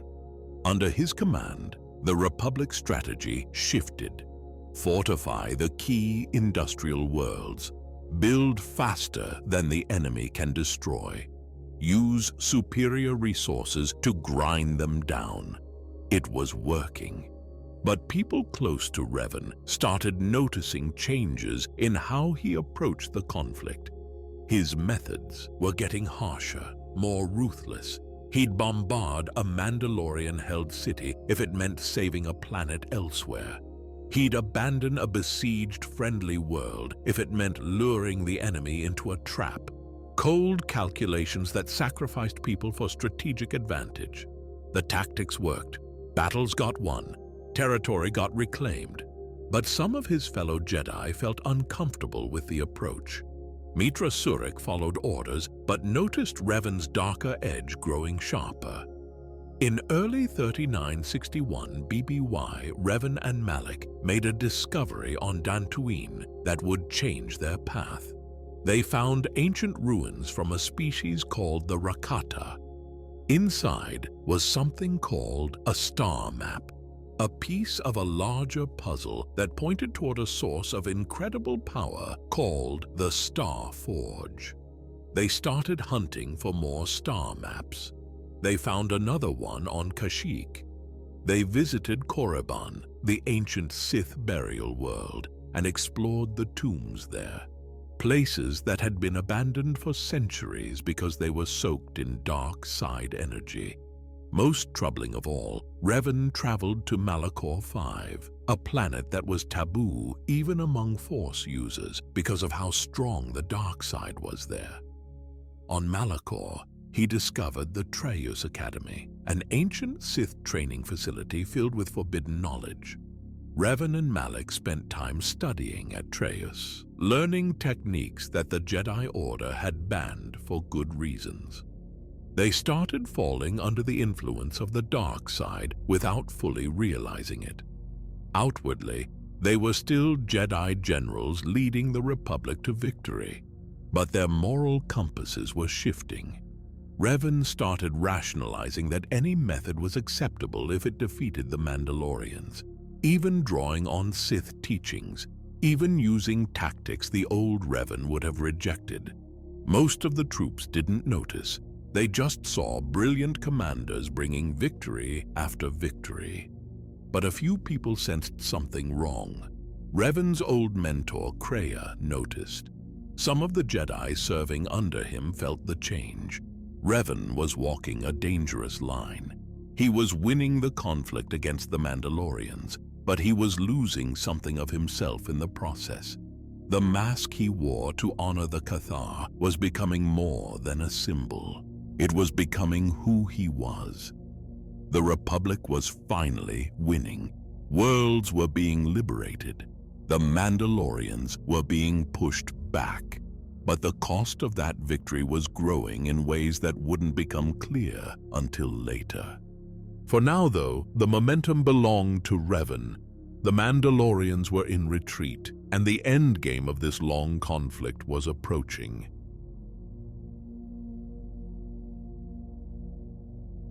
While Revan was pushing the Mandalorians back on most fronts, a Jedi Master decided the Republic was the real enemy and joined the warriors he was supposed to be fighting. Darth Case had been on the Jedi High Council, one of the Masters most opposed to Revan's stance. He believed the Jedi should stay completely out of the conflict, but Case had history with the Mandalorians that nobody on the Council knew about. Years ago during the Sith War, he'd fallen in love with a Mandalorian woman named Varda. She didn't survive that conflict. Case never really got over losing her. Over time, he became more and more disillusioned with the Republic. He saw corruption in the Senate, weakness in the leadership. He started thinking the Mandalorians, despite their violence, had more honor than the government the Jedi served. Case quietly stepped down from the council. Then he did something that shocked anyone who found out. He defected to the Mandalorians. Case believed he could reform them from within, give them Jedi wisdom while keeping their warrior culture strong. He founded a group called the Mandalorian Knights, renegade Jedi who wore Mandalorian armor and fought alongside the Neo-Crusaders. He had a plan to make the Mandalorians unstoppable. The Jedi Enclave on Dantooine trained young Force-sensitive children. Case wanted to kidnap those younglings and raise them as Mandalorian warriors from childhood. Mandalore the Ultimate cautiously approved. He gave Case troops and permission to operate on the galaxy's northern fringe. But first, Case needed to set up his kidnapping operation without alerting the Republic. He orchestrated a conflict on the planet Essien to provide cover. Case led Mandalorian forces to capture Essien, then leaked the location to the Republic. The Republic was stretched thin across multiple fronts, so they pulled together a local militia from Theta to liberate the planet. Captain Dallin Morvis got command of this militia force. Zane Carrick, still wandering the galaxy as a fugitive who occasionally helped the Republic, got drafted into the militia as a regular soldier. Nobody knew Case had defected. The Republic thought he was there as a Jedi advisor helping them. On the shores of Essien near Mount Savage, Case pretended to fight alongside the militia against the Mandalorians. He led them in a charge against what looked like a Mandalorian position. It was all a setup.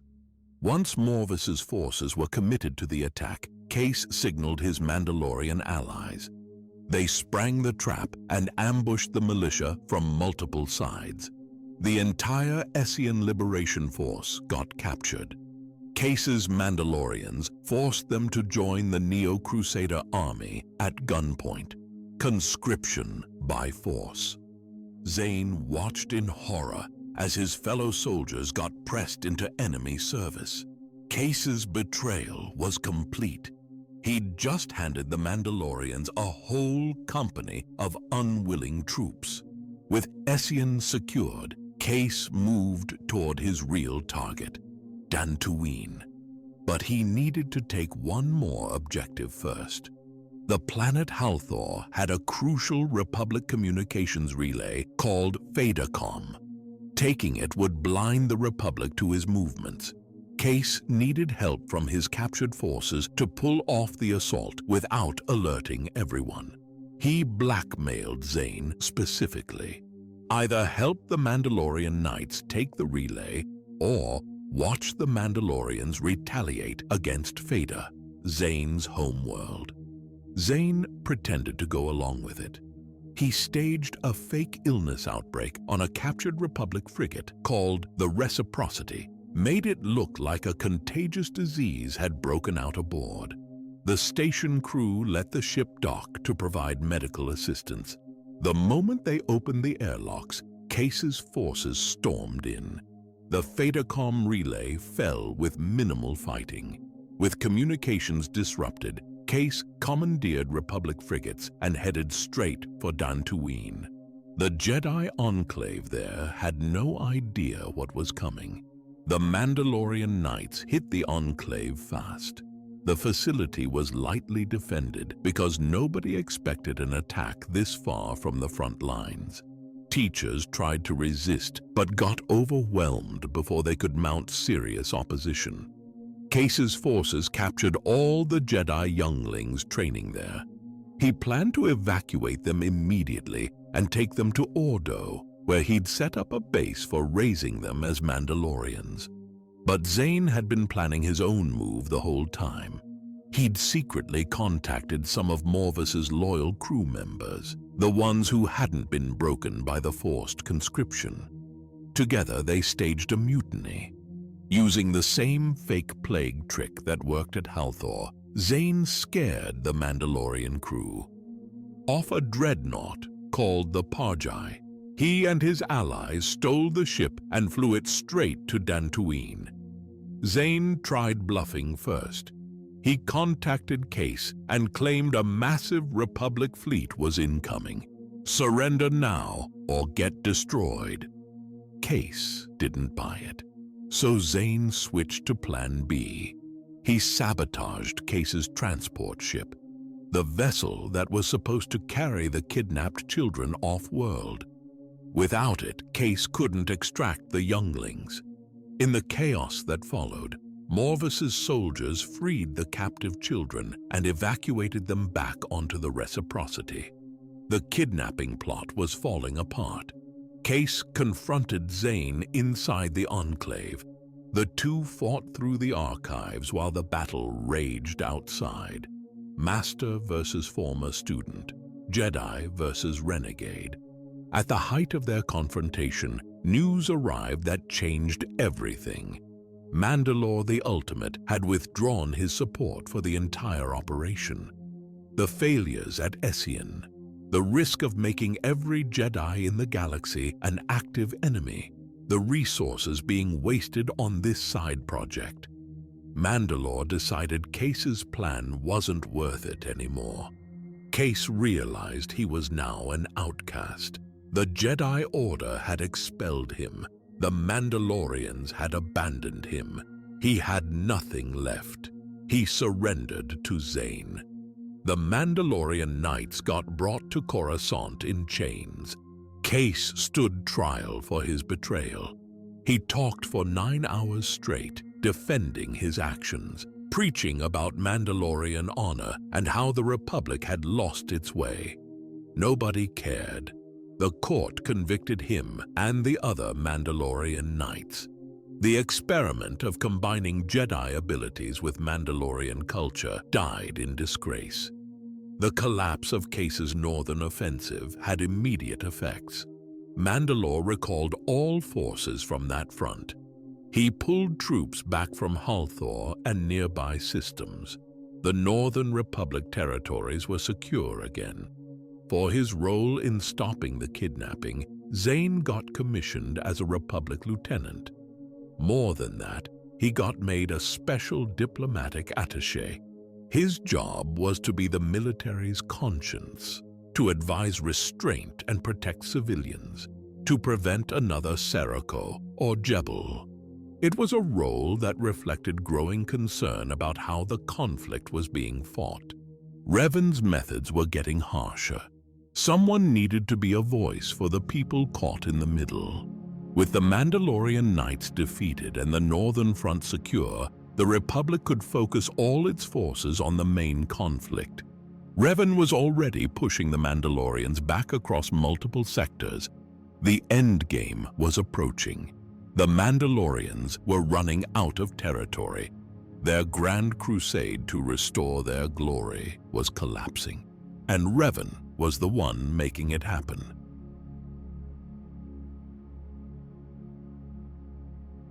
The Mandalorians launched one final offensive to prove they weren't finished. It bought them a few more months before everything fell apart. Despite losing at Duro and watching their Alderaan invasion force get wiped out on Jebel, the Mandalorians weren't ready to give up. Between 3962 and 3961 BBY, they threw everything they had left into what became known as the Mandalorian Triumph. One last wave of expansion to show the Republic they were still dangerous. Mandalore the Ultimate gathered his remaining forces and targeted strategic systems that could tighten his grip on the Rim. The first target was Eris 3, a planet sitting on a crucial hyperspace route. The Mandalorians hit Eris with everything. The destruction was so intense they set the Zoxin plains on fire. Not just regular fires that would burn out in days. These fires kept burning for decades afterward, a permanent scar on the planet's surface. Jedi General Mitra Surik tried to defend Eris 3 with her forces. They got driven back by the sheer intensity of the assault.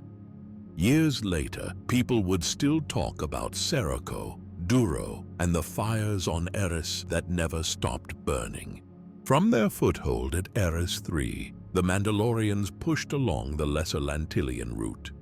They captured the Sharos system. Then they advanced down the Great Kashyyyk branch and the Randan Run hyperlanes, aiming for the Randan system. Randan was a major trade nexus. Taking it would cut multiple Republic supply lines in one stroke. The Mandalorians threw significant forces at the planet. At the Battle of Randan, the Republic finally stopped them. The assault got defeated. Randan held. It was a critical victory that halted the Mandalorian Triumph campaign before it could gain real momentum. But the Mandalorians didn't quit. They just pivoted to other targets.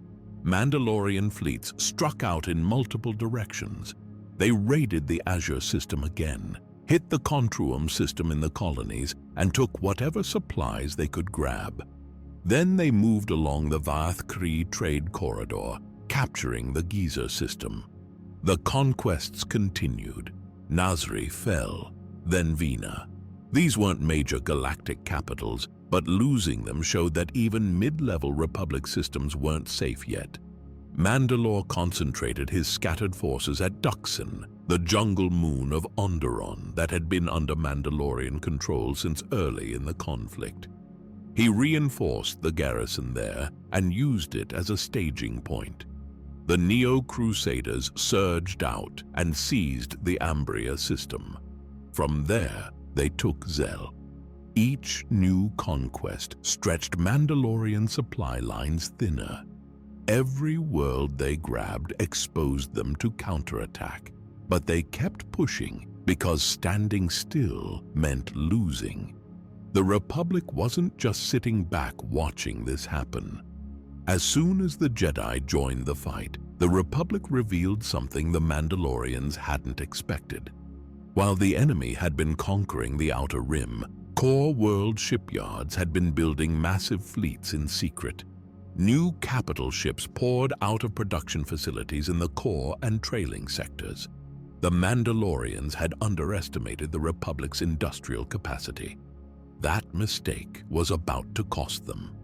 Fresh fleets combined with Revan's brilliant leadership meant the Republic could fight on multiple fronts at once. For every system Mandalore conquered, another battle saw the Republic holding firm or liberating a world somewhere else. While Mandalorians were busy on the Lantilian route, Republic forces launched a counteroffensive from the Perlamayan trade route. They pushed directly into Mandalorian-held space, taking the fight to territory the enemy thought was secure. Republic assault fleets liberated the Vorzid system. It was the first Mandalorian-occupied sector to get retaken, proof that the tide was really turning. The Republic split its offensive after that. One task force struck at Lukaszek but got driven back. Another succeeded in reclaiming Stenos and Elom from the invaders. Winning some, losing some, but the overall momentum belonged to the Republic. The fall of Elom opened a corridor for Republic forces to advance toward Jaga's cluster, where Casus Fett commanded a Mandalorian fleet. The Battle of Jaga's cluster became one of the Republic's worst defeats in the late stages of the conflict. Revan and Malak personally led Republic forces against Casus Fett. They expected to win. Casus turned the battle into a trap. He outmaneuvered the Republic despite Revan being there. The Mandalorians scored a decisive victory, destroying multiple Republic capital ships. In a move that became legendary, Casus Fett himself boarded a Republic flagship during the fighting. He found the captain and took him down in personal combat. That deed sent fear rippling through the Republic Navy. Casus Fett wasn't just a brilliant strategist. He was a warrior who would fight you hand to hand if it came to that. Jaga's cluster proved the Mandalorians could still win pitched battles. The victory stalled the Republic counteroffensive briefly and gave Mandalorian morale a boost. But Casus didn't pursue further into Republic territory after his win. Revan's forces regrouped. The Republic avoided complete disaster. The Mandalorians had won a battle but hadn't broken the Republic's momentum. Not long after Jaga's cluster, Revan regained the initiative. By 3961 BBY, he targeted a planet with symbolic importance. Althea III had been under Mandalorian control since the very first strike of the war, the place where Canderous Ordo won the Mandalorians' first victory all those years ago. In the Second Battle of Althea, Revan's forces destroyed most of the Mandalorian ground troops and reclaimed the planet. After roughly 15 years of occupation, Althea was free. The morale boost was huge. The Republic was taking back worlds that had been lost at the very beginning. With the frontier collapsing around them, the Mandalorians were getting pushed back everywhere. Revan launched his boldest operation yet. He decided to clear out the enemy's strongest fortress in the Inner Rim. Alderaan and its moon Duxin had been in Mandalorian hands since the war's early days, fortified for over a decade, defended by veterans who knew every inch of the terrain. Revan ordered Mitra Surik to lead the assault on Duxin. Other Republic forces would attack Alderaan's walled city of Iziz at the same time, split the enemy's attention and hit them from multiple angles. The Battle of Duxin became one of the bloodiest engagements of the entire conflict. The Mandalorians had turned the jungle moon into a nightmare. Minefields everywhere, traps hidden in the vegetation, anti-aircraft towers covering every approach, plus the dangerous beasts that lived on Duxin attacking both sides. Surik's units took devastating losses. Veterans later recalled that the Republic lost 10 soldiers for every Mandalorian they took down. It was a meat grinder that dragged on for months. But the Republic kept pushing. Their determination and superior numbers eventually paid off. By the end of the campaign, both Alderaan and Duxin were secured. The Mandalorians got ejected from one of their last major strongholds inside Republic space. Mandalore's troops were now confined mostly to the outer rim and the far fringes. The victory drove them back toward the edge of the galaxy. The tide had fully turned. The Mandalorian triumph phase was over. What started as a defiant last offensive ended with them losing more ground than they gained. From this point forward, the Mandalorians would be fighting a defensive retreat. Revan's advance was inexorable. System after system fell back into Republic hands. The Mandalorians were running out of places to retreat to, running out of troops to replace their losses, running out of time. The endgame was approaching fast.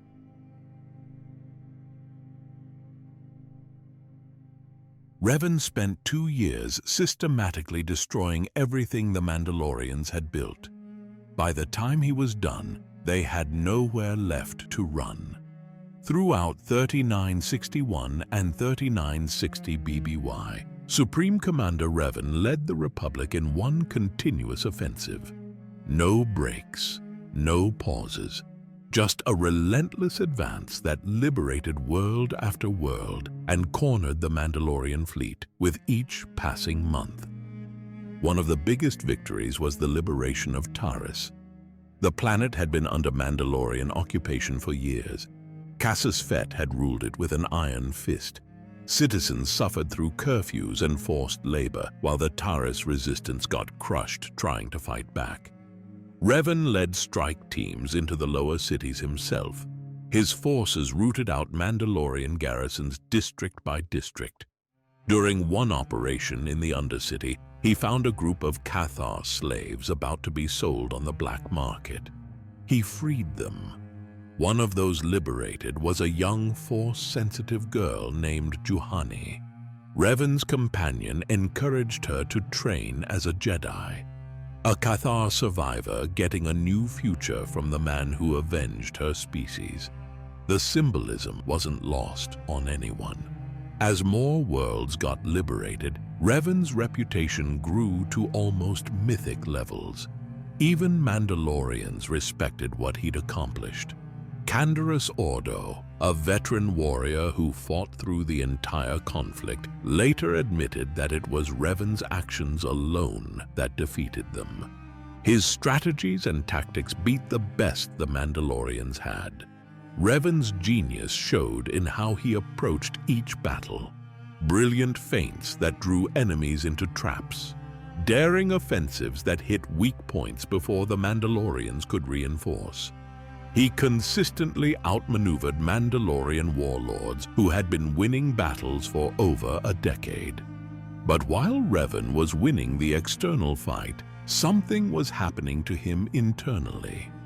During lulls in the campaign, Revan and Malak kept pursuing those star maps they'd discovered.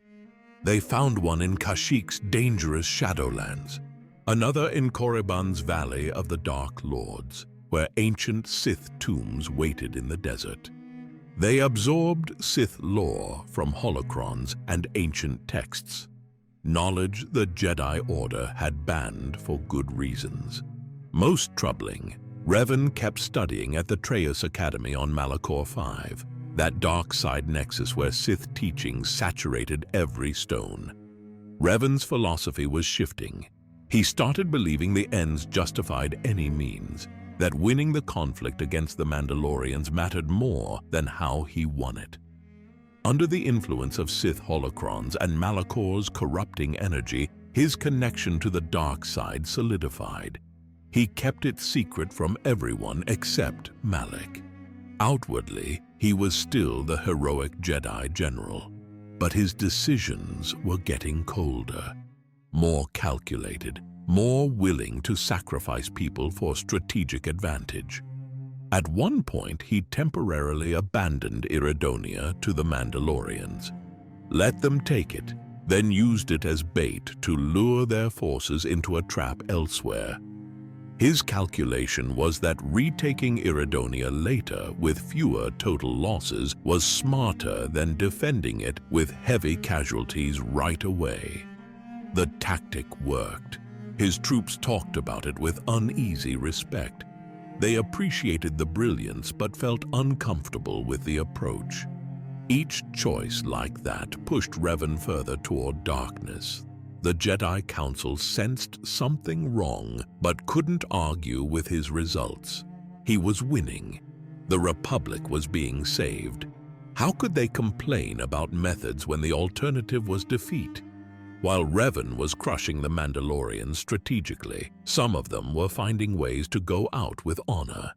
On the planet Vur 4, Mandalorian forces were getting pushed back by Jedi troops over weeks of fighting. Mandalore ordered a retreat, time to consolidate forces elsewhere and regroup. A young Mandalorian named War Mugin refused to leave. He rallied volunteers and fortified a position they called Blood Ridge.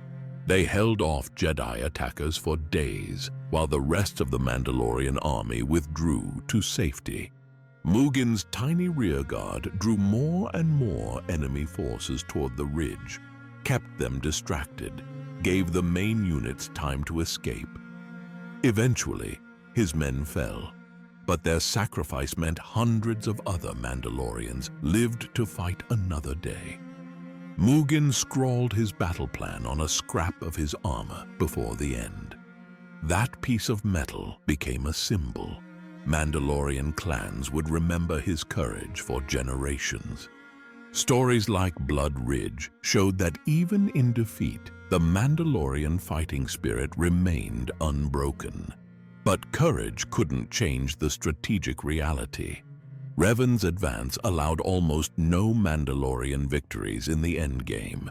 Heroic last stands were consolation prizes in a war they were losing badly. By 3960 BBY, the Mandalorians had lost most of their conquered territory. Revan's fleets attacked from multiple directions. They even struck into Mandalorian home territory, places the enemy thought were secure. Republic forces advancing from the Pelamayan trade route recaptured the Vorzid system. Then they split up and hit Stenos and Elom. Each victory opened new corridors for the Republic to push deeper. After securing Elom, Revan's forces moved on the Liana system. Liana had been one of the first major conquests way back at the start of the conflict. Now, the Republic took it back. With Liana freed, the Mandalorians lost any chance of pushing Corward again. The remnants of Mandalore's forces got compressed into the far outer rim. Most of them congregated around the Malachor system. That's where Mandalore the Ultimate was regrouping for one last stand. He knew the situation was desperate. Years of conquest had been reversed in months. His army was a fraction of what it had been at the peak. Supply lines were cut. Reinforcements weren't coming, but Mandalore wasn't surrendering. Warriors didn't give up just because the odds were bad. If this was going to end, it would end in battle. Revan sensed the endgame approaching. He prepared a final decisive operation to finish the Mandalorian Wars once and for all. Every strategic move over the past 2 years had been driving toward this moment. The Mandalorians were cornered, their backs against the wall, nowhere left to retreat. The last major engagement of the conflict was about to begin, and Revan had been planning for it longer than anyone realized. What happened next would end the Mandalorian threat, but it would also unleash consequences that would haunt the galaxy for decades to come.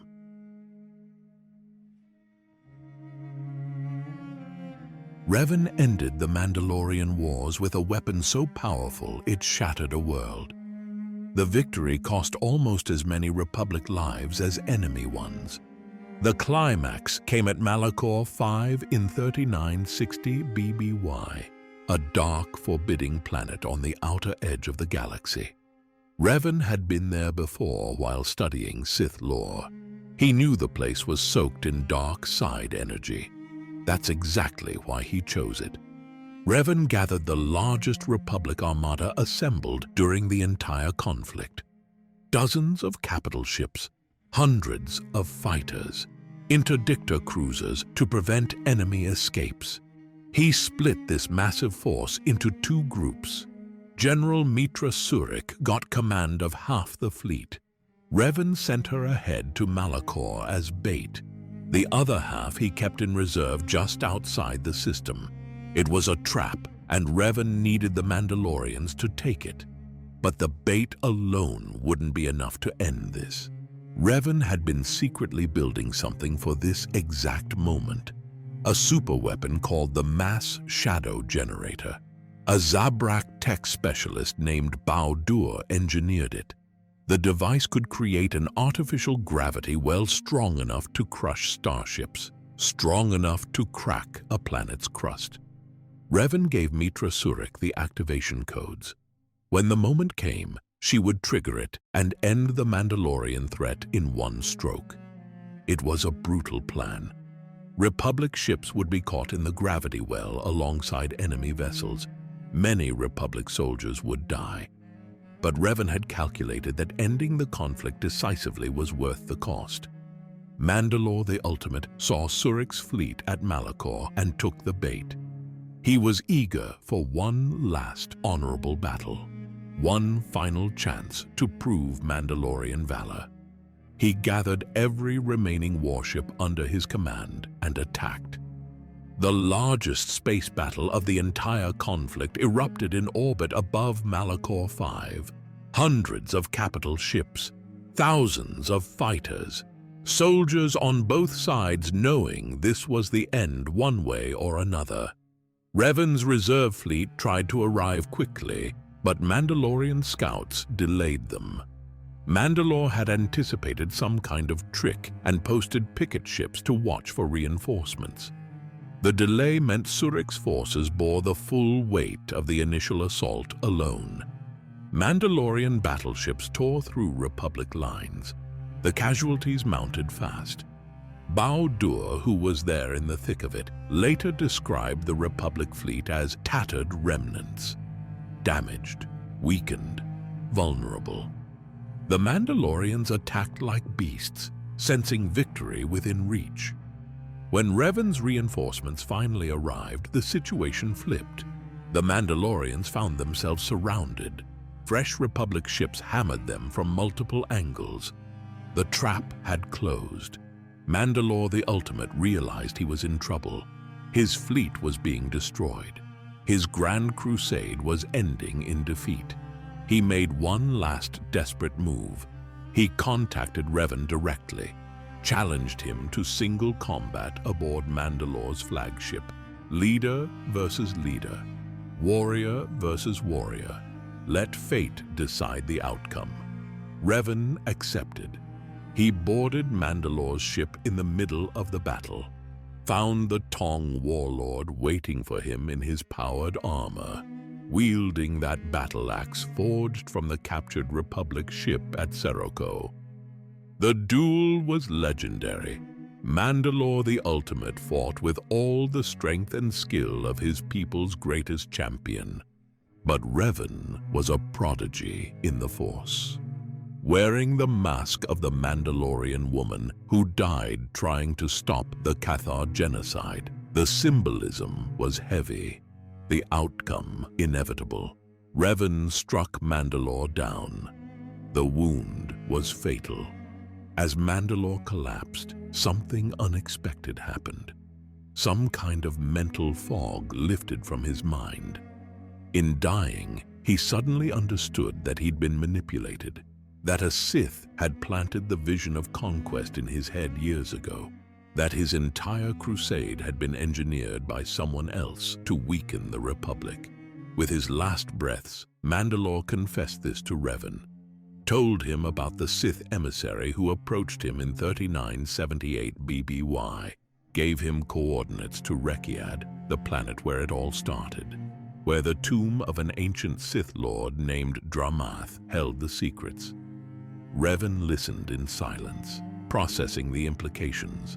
Mandalore the Ultimate removed his helmet, the sacred mask that symbolized leadership of all Mandalorian clans.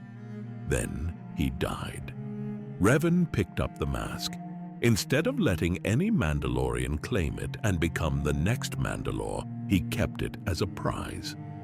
By taking the mask, he ensured the Mandalorians would remain leaderless.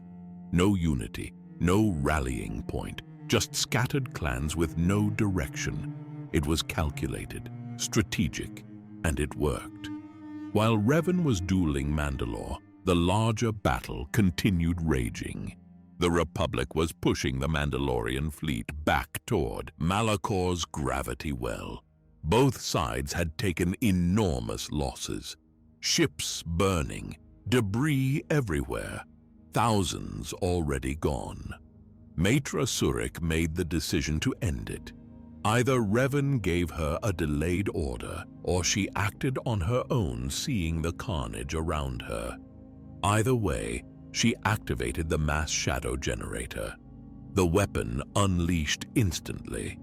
A massive gravitational vortex formed in space above Malachor. Suddenly, the gravity forces increased by orders of magnitude. Ships on both sides got caught in the pull. Hundreds of vessels, Republic and Mandalorian alike, got dragged down toward the planet. Capital ships that weighed thousands of tons crumpled like paper under the impossible forces. They plunged into Malachor's surface at speeds that turned metal into vapor on impact. Tens of thousands of people died in seconds. The death toll was so massive that Jedi across the galaxy felt it through the Force, a scream of agony that echoed through the very fabric of reality. The planet itself couldn't withstand the stress. Malachor V's crust fractured. The surface shattered into a broken landscape of twisted metal and shattered stone. What had been a world became a graveyard. The Mandalorian fleet was virtually annihilated. Flagships gone, carriers destroyed, fighter squadrons obliterated. The heart of their military power ceased to exist. But the Republic paid a terrible price too. A significant portion of the Republic Navy got caught in the gravity well and destroyed alongside the enemy. Not as many as the Mandalorians lost, but enough that the victory felt hollow. Mitra Surik survived because her command ship was on the edge of the vortex. But she felt every single death through the Force. The psychic impact was so overwhelming that she instinctively severed her own connection to the Force to avoid losing her mind. She became what's known as a wound in the Force, alive but cut off from the energy that defined her. Revan's command ship, positioned on the outer fringes, avoided destruction. He returned from Mandalore's flagship just in time to watch the mass shadow generator do its work. He saw allies and enemies crushed together in the dark gravity well. The weapon he'd ordered built. The plan he'd set in motion. Malachor V became a monument to the cost of victory. The few Mandalorian survivors scattered across the galaxy transmitted their unconditional surrender. They acknowledged Mandalore was gone. The war was lost. There was nothing left to fight for. The Mandalorians would later call this the Great Last Battle, the final stand that ended their crusade. After 16 years of conflict, the Mandalorian Wars were over. The Republic had won, but the victory was bitter. The Republic military was exhausted. Entire sectors were devastated, and the Jedi who won the conflict had been changed by what they'd done. The darkness that took root in Revan during the final years would soon bear terrible fruit. The Mandalorian Wars were ending, but the consequences were just beginning.